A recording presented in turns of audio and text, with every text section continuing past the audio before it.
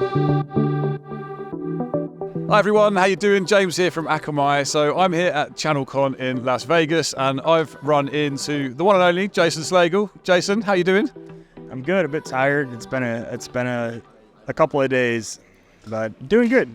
We're reaching the end now, and it feels like it's at that point. The first day, second day, sorry. Yeah, the second day is always tougher. The travel day is always wasted, right? The second day is tough, and I've got one more day left in me, so luckily there's only one more day left. Yeah, I'm going to squeeze it in half, I think, at best. So there's been a lot going on in the world of CNWR of late. So do you want to give us a bit of an overview then? It's obviously you, and the big news is you and Tom Lawrence have not joined merge, right? Yeah, not joined forces. Yeah,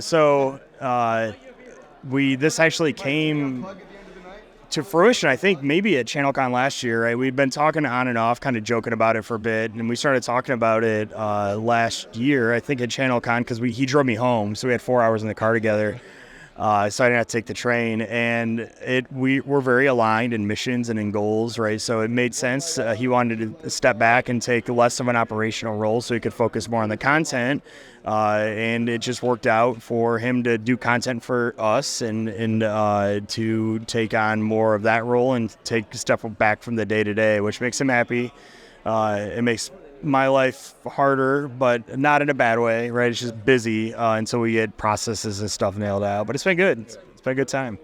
So if you haven't checked it out already, you've got to go and check out Tom Lawrence's YouTube channels. I mean, he's putting out endless amounts of fantastic content. He's a real authority in the space. And I've got to say, I really like what you guys are doing, because you're doing this really honest lid lift on kind of how the merger is going. I've never seen that kind of honesty before. I think it's fantastic, and it's a really good opportunity for other MSPs who might be thinking about merging to get the real nuts and bolts of, okay, this is some of the good stuff, and this is maybe some of the stuff that's been more challenging. So what do you say that the main challenges that you've come across that maybe didn't spot or couldn't have spotted? Yeah, I mean, so we knew about most of them, right? So almost all of the problems that you ever run into something like this, and then go down to billing, right? So it's like we've got converting his stuff into our billing platform has been the biggest focus, but now I have contracts and I own 2 RMM tools. I own 2 different AV platforms, 2 different SOC SIM solutions, and so it'll take some time to sort all of that stuff out, I think. But it's been fine. It's nothing that can't wait, nothing that is immediately on fire. You know, I think I'm about 2 weeks behind billing some hourly stuff, but the world won't end. Yeah. So. Yeah, and you got to a point, haven't you, where you're up and running, you're doing the MRR stuff, and then you can bring on the project stuff as and when. So, listen, I know you also, as well as running the MSP, you've got a lot of knowledge when it comes to sort of the open source world and cloud technology. Obviously, that's our space. So I wanted to sort of quiz you a little bit on particularly things like, obviously, we have a managed Kubernetes service. So where that might be relevant for MSPs in your mind, where is that something they can utilize and make the most of?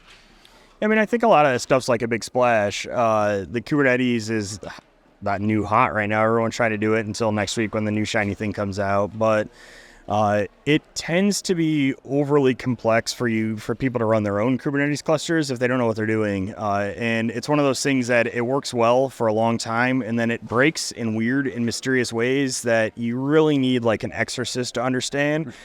So what I tend to see people do is they just nuke and pave, right? So they just blow up the entire Kubernetes instance. They take the containers, they just move them to a new Kubernetes instance to fix it.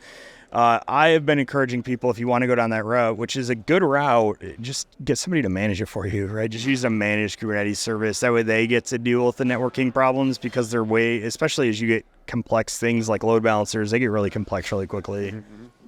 And what do you see in terms of the sort of the types of MSPs that might be doing this kind of stuff? It's slightly more niche, I would say, but are there any that you sort of think, okay, it's a certain size, or they're working in a certain space maybe? We're starting to see some of our tools, especially some of the open source ones, actually be distributed in a way that you can run them as Docker containers, right? So we use Hoodoo, right? And I can completely deploy Hoodoo in Kubernetes. I can scale out, right, if you wanted to with that, but I can have redundancy. So like if the pod running the web server dies, it'll automatically spin one up. And that's always, that high availability feature of that stuff is always nice. Fantastic. Okay, well that's good. That gives us a bit of an overview then. So you've been at ChannelCon for a couple of days. Anything that stood out for you in terms of like content or chats you've been having, or anything you've learned since you've been here that we can share with the audience? Yeah, the caliber of the conversations you have here is considerably above average compared to other conferences, because people come to this because they are engaged and they're interested in the community and interested in building something. So everyone here is largely on the same mission. So it's really good conversations. Yeah, nowhere else does everyone share quite so openly. I mean, there's just zero sort of sense of competition, or I'm not going to share with you. So. Yeah, I am very much of a mindset that unless it's the direct thing I do that makes me money, I should be as open and honest with information as I can possibly afford to be, right? Like none of this stuff is like super trade secrets, right? You can get it. I've benefited from getting information from other people, so I feel like it's my duty to give that back to others. Which you guys definitely do on the YouTube channel, and I don't know how many podcasts and flavors and variations that you're on at the moment. Do you want to give a plug to any of the ones you're really trying to push at the moment, if there are any?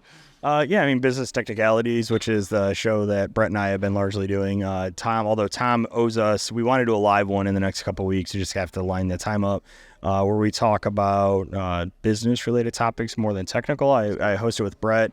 It's the one where we've been giving the weekly, they're probably bi-weekly at this point, merger updates with the stuff we've got going on. And it's one we're trying to grow. It's one that's got really good content on it, and it's fun. I like the ones that are conversational more than the ones that are like more scripted. So yeah, it's totally relaxed, and a big shout out to Brett. Does a fantastic job as well. So yeah, Jason, thanks so much for giving us some time. I'm really glad you actually took time to stop by and have a chat with us. It's always interesting. So thank you, and I'll see you around hopefully.